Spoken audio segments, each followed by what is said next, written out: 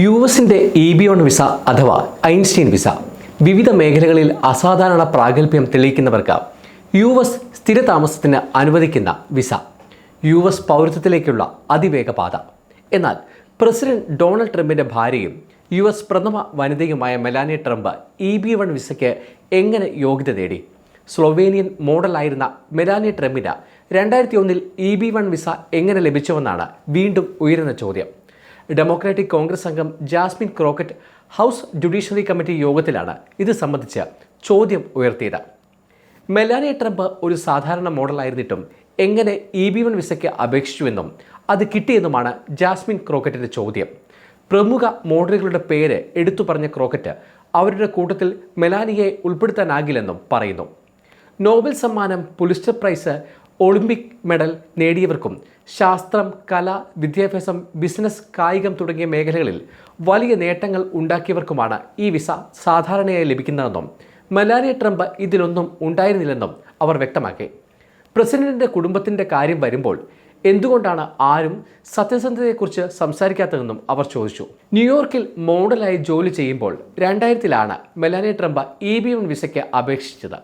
മാസികകളിൽ പ്രത്യക്ഷപ്പെട്ടിരുന്നെങ്കിലും അന്താരാഷ്ട്ര പ്രശസ്തി നേടിയ മോഡലിംഗ് അവാർഡുകളൊന്നും മെലാനിയ ട്രംപിന് ലഭിച്ചിട്ടില്ല. വിസയുടെ ഉദ്ദേശവുമായി താരതമ്യം ചെയ്യുമ്പോൾ മെലാനിയയുടെ യോഗ്യതകൾ കുറവായിരുന്നുവെന്നാണ് വിമർശകരുടെ വാദം.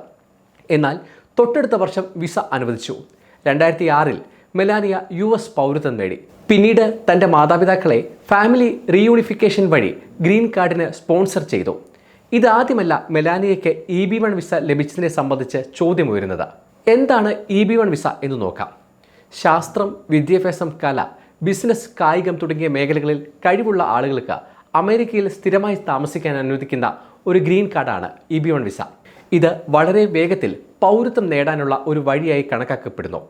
US citizenship and immigration services പറയുന്നതനുസരിച്ച് നൊബേൽ സമ്മാനം അല്ലെങ്കിൽ ഓസ്കാർ പോലുള്ള വലിയ അന്താരാഷ്ട്ര പുരസ്കാരങ്ങൾ നേടുന്നവരാണ് EB-1 വിസയ്ക്ക് യോഗ്യരാകുന്നത്.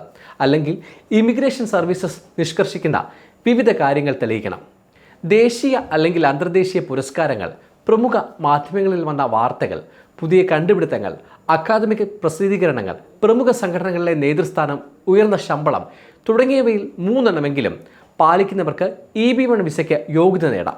അസാധാരണ കഴിവുള്ളവർ, മികച്ച പ്രൊഫസർമാർ, ഗവേഷകർ, മൾട്ടിനാഷണൽ മാനേജർ അല്ലെങ്കിൽ എക്സിക്യൂട്ടീവ് എന്നിവരും EB-1 വിസയ്ക്ക് യോഗ്യരാണ്. മുൻപ് ഒരു ഇന്ത്യക്കാരന് ന്യൂയോർക്ക് ടൈംസിൽ ക്രോസ്വേഡ് പസിൽ പ്രസിദ്ധീകരിച്ചതിന് EB-1 വിസ കിട്ടിയിരുന്നു. മെലാനിയ ട്രംപിൻ്റെ കാര്യമെടുക്കുമ്പോൾ മോഡലിംഗ് രംഗത്തെ അതുല്യത, മാധ്യമങ്ങളിലെ സാന്നിധ്യം അല്ലെങ്കിൽ പ്രൊഫഷണൽ വളർച്ച എന്നിവ അപേക്ഷയിൽ ഊന്നി പറഞ്ഞിരിക്കാമെന്ന റിപ്പോർട്ടുകളുണ്ട്. ഇത് പരിഗണിച്ചായിരിക്കാം EB-1 വിസ ലഭിച്ചത്. വർഷം തോറും ഏകദേശം 40,000 വിസകൾ മാത്രമാണ് EB-1 പ്രോഗ്രാമിലൂടെ നൽകുന്നത്. ഇത് മികച്ച ആഗോള പ്രതിഭകളെ ആകർഷിക്കുന്നതിന് പ്രശംസിക്കപ്പെട്ടിട്ടുണ്ട്. എന്നാൽ വിസയ്ക്ക് യോഗ്യരാകുന്നവരെ കണ്ടെത്താനുള്ള നടപടിക്രമങ്ങൾ സുതാര്യമല്ലെന്ന വാദം ശക്തമാണ്. ഇതുവഴി അനർഹരും നേട്ടമുണ്ടാക്കുന്നതാണ് എതിർപ്പ് ഉയർത്തുന്നവർ പറയുന്നത്. സമയം മലയാളം വാർത്തകൾ ഇനി ടൈംസ് ഓഫ് ഇന്ത്യ സൂപ്പർ ആപ്പിലും. ഇതിനായി പ്ലേ സ്റ്റോറിൽ നിന്നോ ആപ്പ് സ്റ്റോറിൽ നിന്നോ times of India app install ചെയ്യൂ. മലയാളം ഭാഷ തിരഞ്ഞെടുക്കൂ. വാർത്തകൾ ആസ്വദിക്കാം. എല്ലാം ഇനി സമയത്തിൽ.